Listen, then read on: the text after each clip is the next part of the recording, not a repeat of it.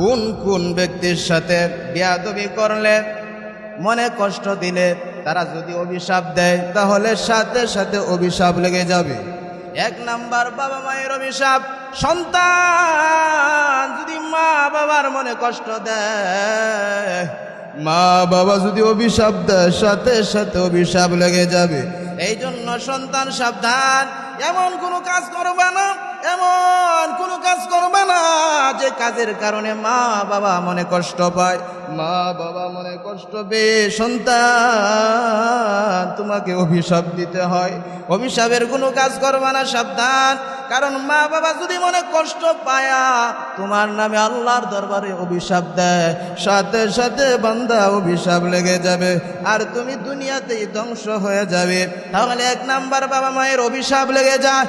দুই নাম্বার, সৎ ব্যক্তির অভিশাপ। যার জবানে কোনোদিন মিথ্যা কথা বলে নাই, যে ব্যক্তি সত্য কথা বলে, হাজার হাজার বিপদের সামনেও বান্দা সত্য কথা বলে, আল্লাহকে ভয় করে, বান্দা সাদিকুনের কাতারে বান্দার নাম লেখাইছে, ওই বান্দার দাম আল্লাহর কাছে অনেক বেশি, ওই বান্দার জবানের দাম আল্লাহর কাছে অনেক বেশি। ওই বান্দা যদি আল্লাহর কাছে ফরিয়াদ করে, ওই বান্দা যদি তোমার নামে আল্লাহর দরবারে নালিশ করে, বান্দার সাথে সাথে অভিশাপ লেগে যাবে। এই জন্য সাবধান, সৎ ব্যক্তির অভিশাপ লেগে যা। এই জন্য সৎ ব্যক্তির মনে কষ্ট দিবেন না। তিন নাম্বার, মারিদুন, অসুস্থ ব্যক্তির অভিশাপ আল্লাহর দরবারে কবুল হয়ে যা। অসুস্থ ব্যক্তির মনে কষ্ট দিবেন না, সাবধান। আমাদের সমাজে অনেকেই অসুস্থ হলে আমরা কি করি? হাসাহাসি করি, রং তামাশা করি, হাসি ঠাট্টা করি। এগুলো সাবধান, এগুলোর থেকে দূরে থাকবেন। মারিদুন, অসুস্থ ব্যক্তির অভিশাপ আল্লাহর দরবারে কবুল হয়ে যা। এই জন্য সাবধান, অসুস্থ ব্যক্তিকে নিয়ে হাসাহাসি করবেন না, অসুস্থ ব্যক্তির সাথে মজা করবেন না।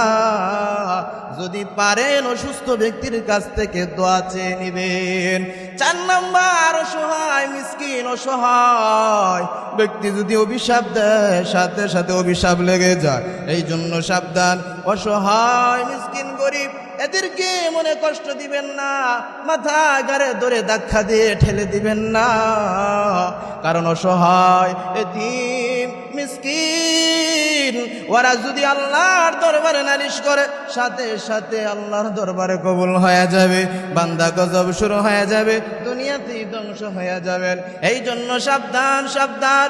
আমার নবীও তো এতিম ছিলেন।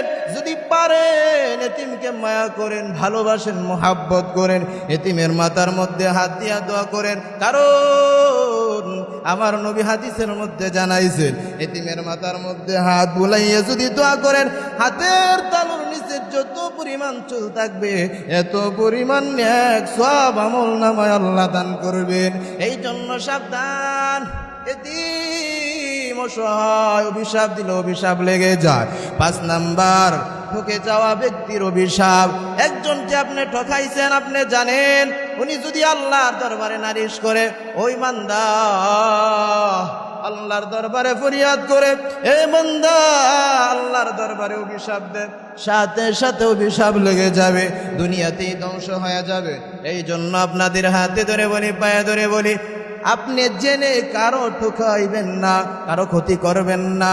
ঠকে যাওয়া ব্যক্তি অভিশাপ দিতে দেরি হবে, অভিশাপ লাগতে দেরি করবে না। 6 নাম্বার বলা হয়, কোনো ব্যক্তির ক্ষতি করলে সেই ব্যক্তির অভিশাপ লেগে যায়। আপনি একজনের ক্ষতি করছেন, ওই ব্যক্তি যদি আল্লাহর দরবারে অভিশাপ দেয়, তাহলে আপনার নামে আল্লাহর দরবারে অভিশাপ লেগে যাবে।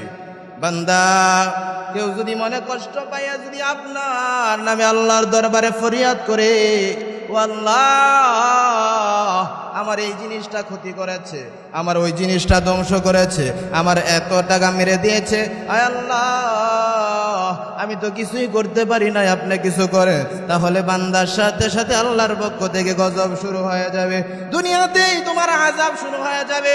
এই জন্য সাবধান, অভিশাপ থেকে দূরে থাকতে হলে এই কথাগুলো মেনে চলতে হবে। তাহলে 1 নাম্বার কি বললাম? বাবা মায়ের অভিশাপ।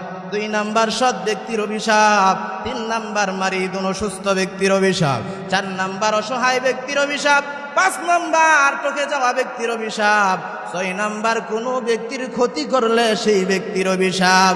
এই অভিশাপ থেকে যদি বেঁচে থাকতে চান তাহলে তাদের সাথে ভালো ব্যবহার করতে হবে, সুন্দর ব্যবহার করতে হবে, তাহলে অভিশাপ থেকে বেঁচে থাকতে পারবেন।